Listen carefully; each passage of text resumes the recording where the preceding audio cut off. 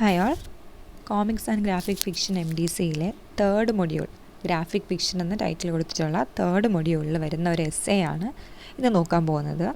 Brief account of graphic narratives in India by Dhritabrata Bhattacharya Tato. ആളുടെ name കുറച്ച് ടഫാണ്, നമുക്ക് എസ്സേയുടെ നെയിം ഓർത്താൽ മതി. A brief account of graphic narratives in India. ചെറിയൊരു എസ്സേ ആണ്, മെയിൻ പോയിൻറ്റ്സ് മാത്രം നമുക്ക് പറഞ്ഞു പോവാം.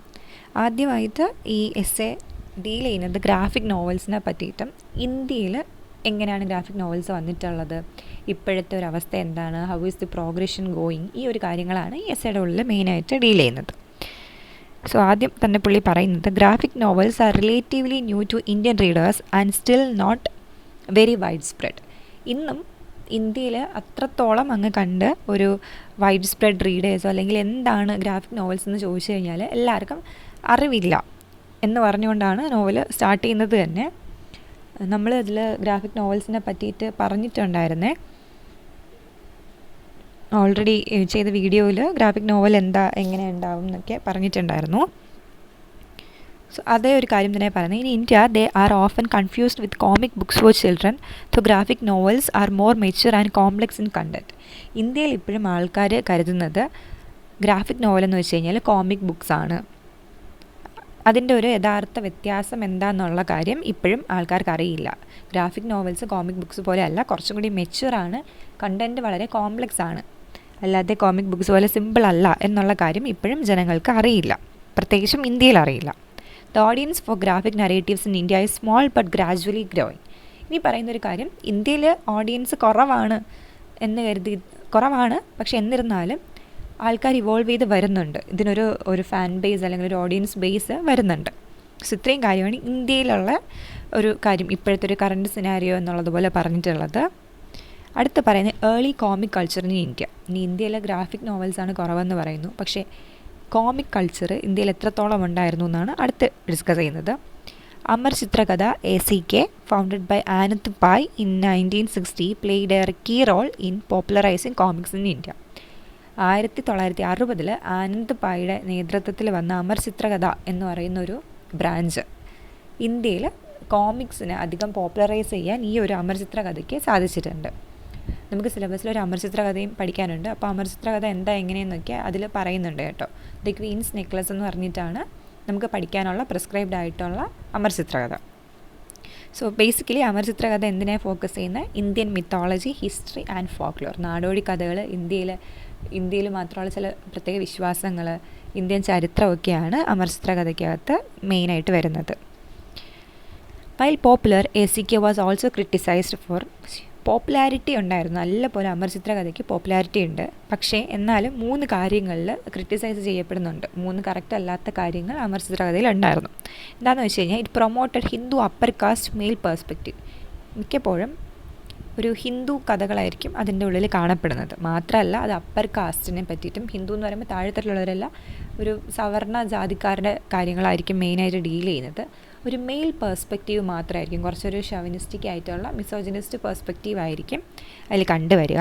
And it reinforcing gender stereotype ഭയങ്കരമായിട്ട് ഇവർ ഇമ്പോസ് ചെയ്യാൻ ശ്രമിക്കുന്നുണ്ട് Amar ചിത്രകഥയിലൂടെ.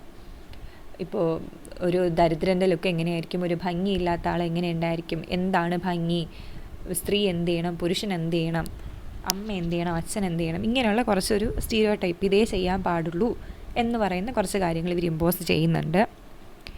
Then simplifying complex stories into moral lessons. ഇനി അമർ ചിത്രകഥയുടെ മറ്റൊരു ക്രിറ്റിസിസം എന്ന് പറയുന്നത്, എത്ര കോംപ്ലക്സ് ആയിട്ടുള്ള കഥ പറഞ്ഞു കഴിഞ്ഞാലും അവസാനം ഇവർ മോറൽ ഓഫ് ദ സ്റ്റോറി എന്ന് പറഞ്ഞിട്ട് ഒരൊറ്റ പോയിന്റിലോട്ട് കൊണ്ട് കഥ നിർത്തും. വലിയ വാസ്റ്റ് ഒരു കഥ പറഞ്ഞു വന്നിരുന്നാൽ പോലും ചതി, നന്മ, തിന്മ അങ്ങനെയൊക്കെ ഉണ്ടെങ്കിൽ അവസാനം ഏതെങ്കിലും ഒരു കുഞ്ഞൊരു കാര്യത്തിൽ കൊണ്ടായിരിക്കും എൻഡ് ചെയ്യുന്നത്. അച്ഛനമ്മമാരെ ബഹുമാനിക്കണമായിരുന്നു എന്നോ അങ്ങനെ എന്തെങ്കിലുമുള്ള ഒറ്റൊരു പോയിന്റ് പറഞ്ഞ് കഥ അവസാനിപ്പിക്കുന്നു. ഇതും ഒരു ക്രിറ്റിസിസം ആയിരുന്നു. സോ ആ ഒരു സെക്ഷനിൽ അമർ ചിത്രകഥയെ പറ്റി പറയുന്നു, പിന്നെ അതിൻ്റെ ക്രിറ്റിസിസത്തിനെ പറ്റി പറയുന്നു. ഇനി അവിടെ നിന്നും എങ്ങനെയാണ് ഒരു ഗ്രാഫിക് നോവലിൻ്റെ എവല്യൂഷൻ വന്നതെന്ന് നോക്കാം. Indian creators began to move beyond mythological retellings. So mythology അല്ലെങ്കിൽ മൈത്തോളജി എന്നും പറയാം. എഴുത്തുകാർക്ക് അല്ലെങ്കിൽ ഇന്ത്യൻ ക്രിയേറ്റേഴ്സ്, ഇല്ലസ്ട്രേറ്റേഴ്സിന് ഈ ഒരു എപ്പോഴും മിത്തോളജി, എപ്പോഴും വിശ്വാസങ്ങൾ, കഥകൾ, ഒരു മെയിൻലി ഒരു ഹിന്ദു മിത്തോളജിയിൽ നിന്ന് വരുന്ന കഥകൾ, ഇതെല്ലാം എഴുതി മടുത്തപ്പോഴത്തേക്കും അതിനപ്പുറത്തേക്ക് ചിന്തിക്കാൻ കുറച്ച് പുതിയ തീംസ് കൊണ്ടുവരാം എന്നൊരു ഐഡിയ വരുന്നുണ്ട്. There was a shift towards realism, political commentary and personal storytelling. ഈ ഒരു തോട്ടോടുകൂടി ഇവർ റിയലിസം, യഥാർത്ഥത്തിൽ നടന്ന കാര്യങ്ങൾ ഇതൊക്കെ ആവാം, അല്ലാണ്ട് ഹിസ്റ്ററി കെട്ടുകഥ അതെല്ലാം വിട്ടിട്ട് യഥാർത്ഥത്തിൽ നടന്ന കാര്യം, പൊളിറ്റിക്കൽ കമൻട്രി. പൊളിറ്റിക്കൽ എന്ന് പറയുമ്പോൾ എപ്പോഴും രാഷ്ട്രീയപരമായിട്ടല്ല, നമ്മുടെ സമൂഹത്തിലുള്ള നന്മ തിന്മ കാര്യങ്ങളെപ്പറ്റി സംസാരിക്കാം. അതും അല്ലെങ്കിൽ പേഴ്സണൽ സ്റ്റോറി ടെല്ലിങ്, എനിക്ക് പറയാൻ ആഗ്രഹമുള്ള കഥ എന്താണോ അത് ഞാൻ ഗ്രാഫിക് നോവലായിട്ട് പറയാം എന്നുള്ളൊരു തോട്ടിലേക്ക് മാറി വന്നു. This change marked the transition from comics to graphic novels targeting adult readers.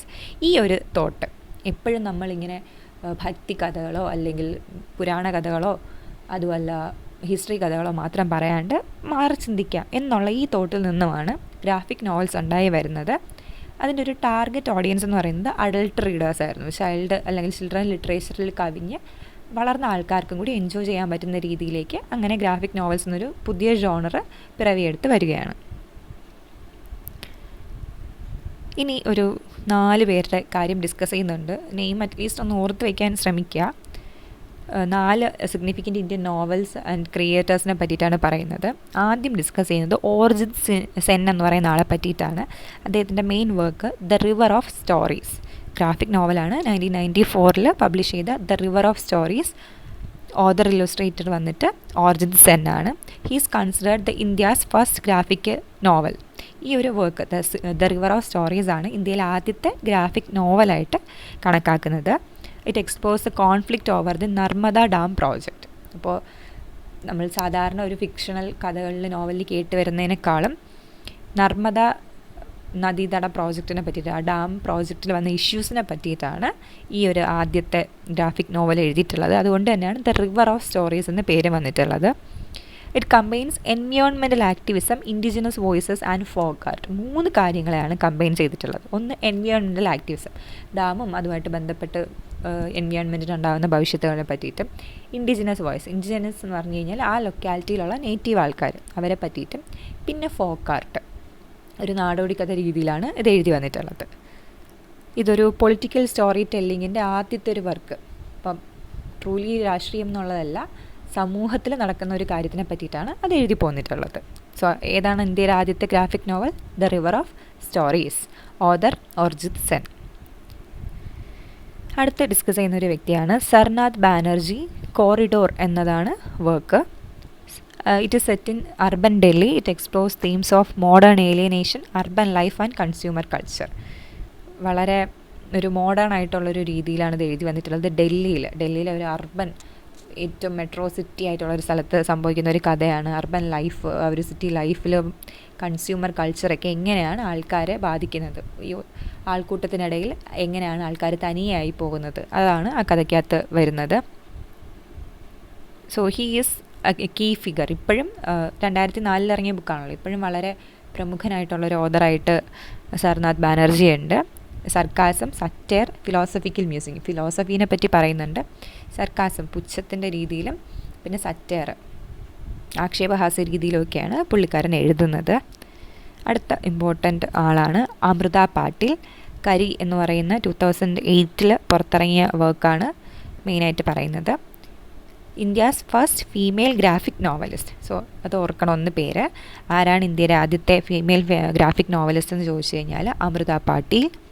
കരി tells the story of a queer woman navigating urban loneliness, love and identity. So ഒരു ക്യൂർ സ്ത്രീ അല്ലെങ്കിൽ ഹോമോസെക്ഷൽ ആയിട്ടുള്ള സെക്ഷൽ ഓറിയൻറ്റേഷനും വേറെ ആയിട്ടുള്ള ഒരു സ്ത്രീയെ പറ്റിയിട്ടുള്ളൊരു കഥയാണ്. അവരെങ്ങനെയാണ് ഒരു അർബൻ ഏരിയയിൽ പോയിട്ട് ഒറ്റപ്പെടേണ്ടി വരുന്നത്, അവരുടെ ഒരു സ്നേഹത്തിനും പ്രേമത്തിനെ പറ്റിയിട്ടും ഐഡൻറ്റിറ്റിയെ പറ്റിയിട്ടും ഒക്കെയാണ് ഈ ഒരു കരി എന്ന് പറയുന്ന കഥയ്ക്കകത്ത് വരുന്നത്. It uses dark visuals, poetic text and experimental narratives ആയി. വളരെ എക്സ്പെരിമെൻ്റലായിട്ടാണ് ഈ കഥ എഴുതി വന്നിട്ടുള്ളത്. ഐ മീൻ ഈ ഒരു നോവല് ചിത്രീകരിച്ച് വന്നിട്ടുള്ളത്. അമൃത പാട്ടീൽ വേറെ ചെയ്തിട്ടുള്ളത് ആദിപർവ, സൗത്തിക് എന്നൊക്കെ പറയുന്ന വേറെ വർക്കുകളുടെ ഫെമിനിസ്റ്റ് ലെൻസിൽ ഇവിടെയുള്ള ആണുങ്ങളുടെ പേഴ്സ്പെക്റ്റീവ് അല്ലാണ്ട് സ്ത്രീകളുടെ, ആ കഥയിലെ സ്ത്രീകളുടെ പേഴ്സ്പെക്റ്റീവ് എങ്ങനെയായിരിക്കും എന്ന് പറഞ്ഞിട്ട് ചില നോവൽസിൻ്റെ റീടെല്ലിങ്ങും ചെയ്തിട്ടുണ്ട്. അടുത്ത ലാസ്റ്റ് ഡീൽ ചെയ്യുന്ന ഓതറാണ് വിശ്വജ്യോതി ഘോഷ്, ഡൽഹി കാം എന്ന് പറയുന്ന 2010 വർക്കിൻ്റെ ഓതറാണ് Vishwajyoti Ghosh. Graphic novel about the emergency period in India. So വളരെ സീരിയസ് ആയിട്ടുള്ളൊരു സമയമായിരുന്നു ഇന്ത്യയിലെ എമർജൻസി പീരീഡ് എന്ന് പറയുന്നത്, അടിയന്തരാവസ്ഥ കാലം 1975 to 77. ആ ഒരു സമയത്തെ ക്യാരക്ടേഴ്സിനെ വെച്ചിട്ട് ഫിക്ഷണൽ ക്യാരക്ടേഴ്സിനെ കൊണ്ടുവന്നിട്ട് യഥാർത്ഥത്തിൽ ഈ എമർജൻസി പീരീഡ് എന്ന് പറയുന്നത് ഇന്ത്യയിൽ യഥാർത്ഥത്തിൽ നടന്നൊരു കാര്യമാണല്ലോ.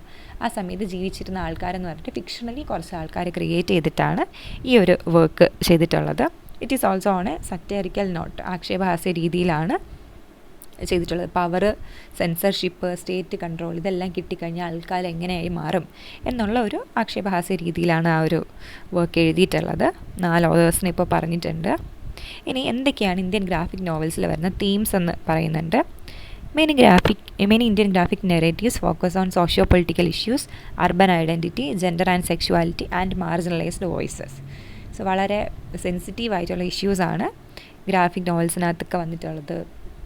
സോഷ്യോ പൊളിറ്റിക്കൽ ഇഷ്യൂസ്, ഒരു അർബൻ ഏരിയയിലോട്ട്, വളരെ ഒരു സിറ്റി ടൗൺ ഏരിയയിലോട്ട് പോകുന്ന ആൾക്കാർ നേരിടേണ്ടി വരുന്ന പ്രശ്നങ്ങൾ, gender and sexuality issues, marginalise തഴയപ്പെട്ടിട്ടുള്ള ആൾക്കാർക്ക് വോയിസ് കൊടുത്ത് അവരെ പറ്റി സംസാരിക്കുന്നത്. The act is alternative media providing critical commentary on mainstream narratives. So ഇപ്പോൾ മീഡിയ അഥവാ ജേർണലിസത്തിന് എന്താണോ അവരുടെ ഒരു പർപ്പസ്, അതും കൂടെ ഈ ഒരു ഗ്രാഫിക് നറേറ്റീവ്സ് അല്ലെങ്കിൽ ഗ്രാഫിക് നോവൽസ് ചെയ്യുന്നുണ്ട്. ഒരു കമൻട്രി ആയിട്ട്, ക്രിട്ടിക്കൽ കമൻട്രി, ഇങ്ങനെയല്ല നമ്മുടെ നാടുണ്ടാവേണ്ടത് എന്നുള്ള രീതിക്കും ഗ്രാഫിക് നോവൽസ് വർക്ക് അപ്പോൺ ചെയ്യുന്നുണ്ട്. Visual styles and influences. എന്തൊക്കെ രീതിയിലാണ് വിഷ്വൽ സ്റ്റൈൽസൊക്കെ മാറുന്നതെന്നാണ്.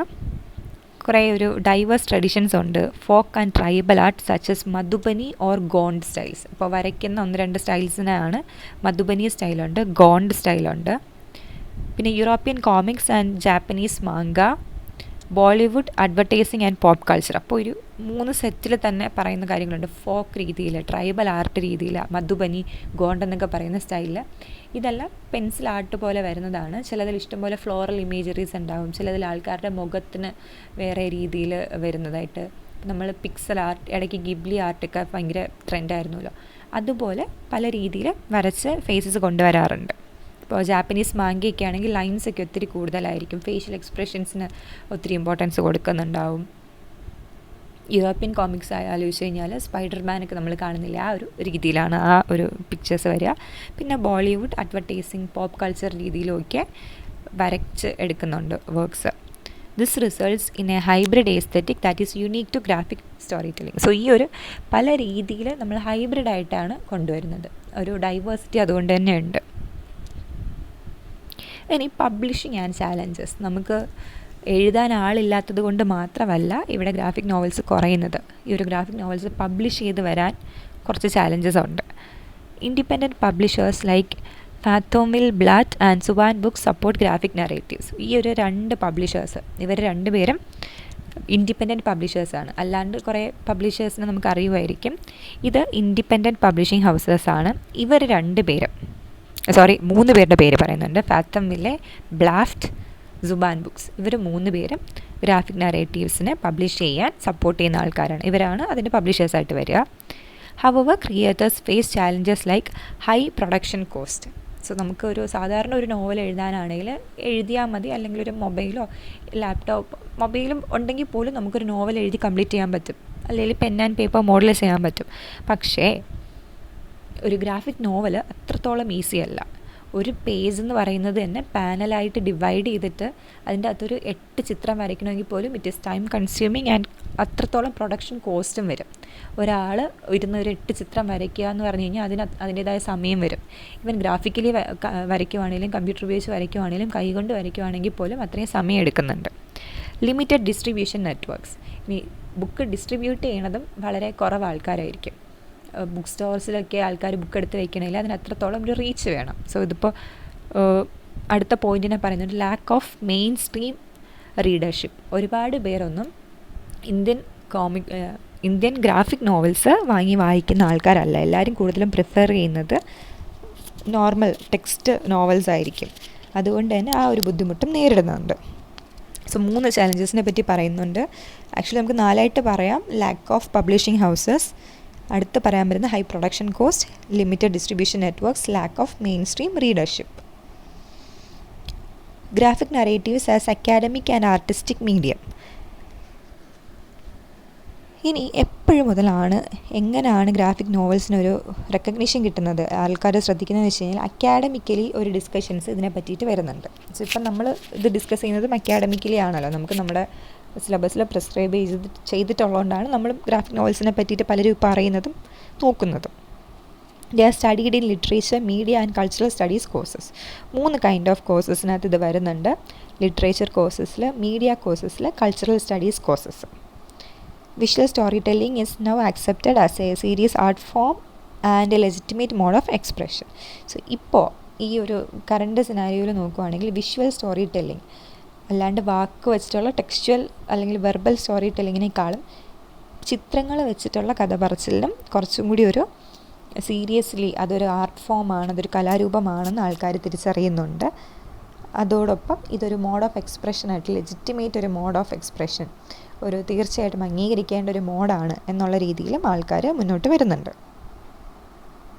ഇനി കൺക്ലൂഡ് ചെയ്യുന്നത് എങ്ങനെയാണെന്ന് നോക്കിക്കഴിഞ്ഞാൽ, ഇന്ത്യൻ ഗ്രാഫിക് നരേറ്റീവ്സ് വളരെ സ്ലോ ആയിട്ടാണ് പൊയ്ക്കൊണ്ടിരിക്കുന്നതെങ്കിൽ പോലും it has A space four themself. ഇപ്പോൾ നോക്കിക്കഴിഞ്ഞാൽ നമുക്ക് എന്താണെന്ന് പറയാൻ ഇന്ത്യക്കൊരു ചരിത്രമുണ്ട് ഗ്രാഫിക് നരേറ്റീവ്സിനെ പറ്റിയിട്ട്. They offer new ways to tell old and new stories, blending visual art and literary depth. പഴയ കഥകളെയും പുതിയ കഥകളെയും ഒന്നിച്ച് ചേർത്ത് പറയുന്ന ഒരു ബ്ലെൻഡിങ് രീതി ഇവർ അവലംബിക്കുന്നുണ്ട്.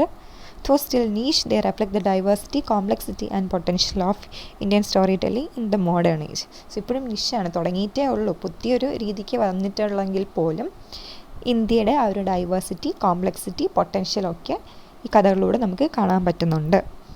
ഇതിനകത്ത് തന്നെ നമ്മൾ ഈ ഒരു 4 ഓതേഴ്സിനെ പറഞ്ഞപ്പോൾ തന്നെ 4 രീതിയിലുള്ള വർക്കാണ് അവർ 4 പേരും പ്രൊഡ്യൂസ് ചെയ്തിട്ടുള്ളത്.